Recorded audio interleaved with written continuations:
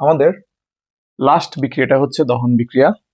দহন মানে তোমরা অবশ্যই জানো, দহন মানে হচ্ছে পোড়ানো। পোড়ানো মানে কি? জ্বালানো। তোমরা বাসায়, তোমরা যদি গ্যাস স্টোভের সামনে খেয়াল রাখো, দেখবা এই যে জায়গা দিয়ে গ্যাসের গ্যাসের আগুনটা বের হয় তার সামনে একটু ছিদ্র আছে। এই ছিদ্রটা কেন জানো? ওখান দিয়ে অক্সিজেন প্রবেশ করে। অক্সিজেন ছাড়া কিন্তু বাতাস জল মানে আগুন জ্বলে না।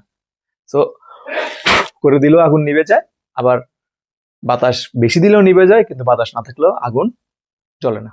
তো আমরা এখন দেখব যে আমরা কিভাবে অ্যালকেনকে পোড়াইতে পারি, আর অ্যালকেনকে পোড়াইলে কি উৎপন্ন হয়। তাহলে আমরা একটা বিশেষ বিক্রিয়া, আমরা আমাদের সেই বিখ্যাত, এটার নাম হচ্ছে মিথেন, এটা একটা অ্যালকেন নিব। হ্যাঁ, মিথেনের সাথে, যেহেতু এটা দহন বিক্রিয়া, দহন মানে অক্সিজেনের সাথে পোড়ানো, এটার সাথে আমরা অক্সিজেন যোগ করে দিব। অক্সিজেন যোগ করে দেওয়ার পরে এখানে কি উৎপন্ন হবে দেখো।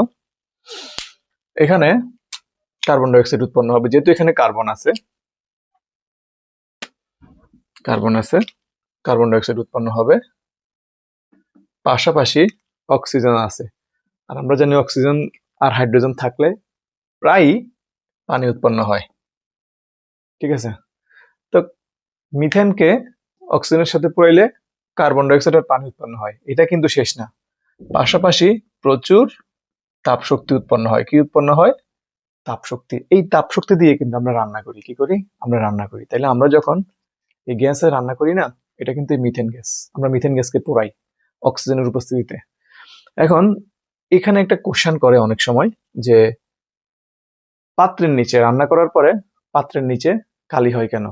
কালি হওয়ার কারণ হচ্ছে এই বিক্রিয়াটায় সম্পূর্ণ দহন হয়, সম্পূর্ণ দহন হয়। কিন্তু যদি বিক্রিয়াটা সম্পূর্ণ দহন না হয়, দেখো, যখন সম্পূর্ণ দহন হয় তখন কার্বন ডাই অক্সাইড গ্যাস উৎপন্ন হয়। আর যদি এটা অসম্পূর্ণ দহন হয়, একই বিক্রিয়া, এই যে মিথেন প্লাস অক্সিজেন, যদি এটা অসম্পূর্ণ দহন হয়, তখন এখানে কার্বন মনোক্সাইড গ্যাস উৎপন্ন হয়ে যায়। আর কার্বন মনোক্সাইড গ্যাস একটা বিষাক্ত গ্যাস। তাছাড়া সে এই এই সেই মূলত কালপ্রিট পাত্রের নিচে কালি দাগ, মানে কালি ফালানোর জন্য। তো আমরা যখন এই মাটি চুলায় রান্না করি না, তখন প্রচুর পরিমাণ কার্বন মনোক্সাইড উৎপন্ন হয়।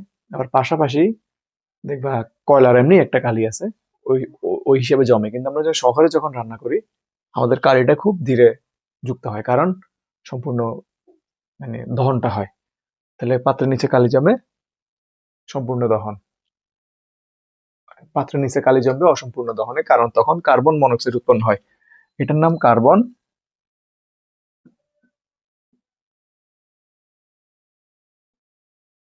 আর এটা হচ্ছে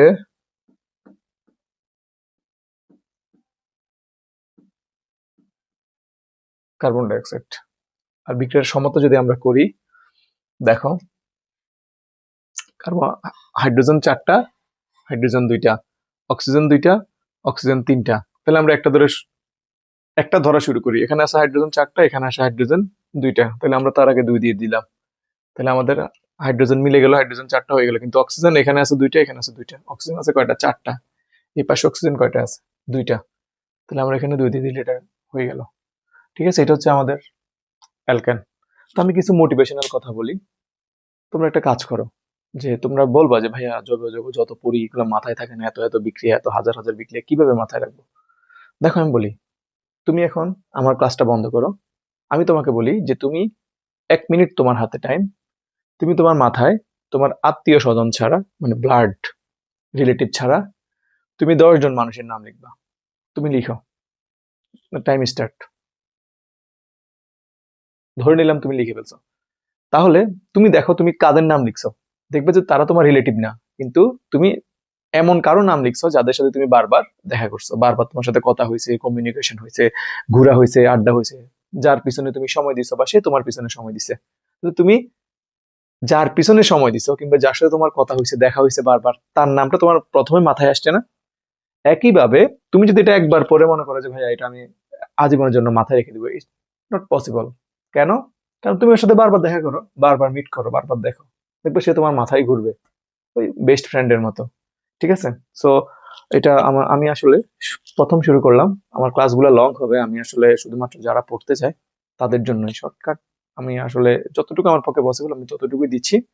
সো তোমাদের মানে তোমাদের কোনো সমস্যা থাকলে তোমরা কমেন্টস বক্সে জানাও। আর আমাদের একটা হোয়াটসঅ্যাপ গ্রুপ আছে, সেখানে তোমরা জয়েন হয়ে তোমাদের যদি কোনো প্রবলেম থাকে, কোনো চ্যাপ্টারের সমস্যা থাকে বা কোনো কিছু থাকে, তোমরা অবশ্যই ভাইকে শেয়ার করতে পারো। আমি তোমাদের সমস্যাগুলো দেখার চেষ্টা করবো ইনশাল্লাহ। ভালো থাকবা। সালামু আলাইকুম রহমতুল্লাহ।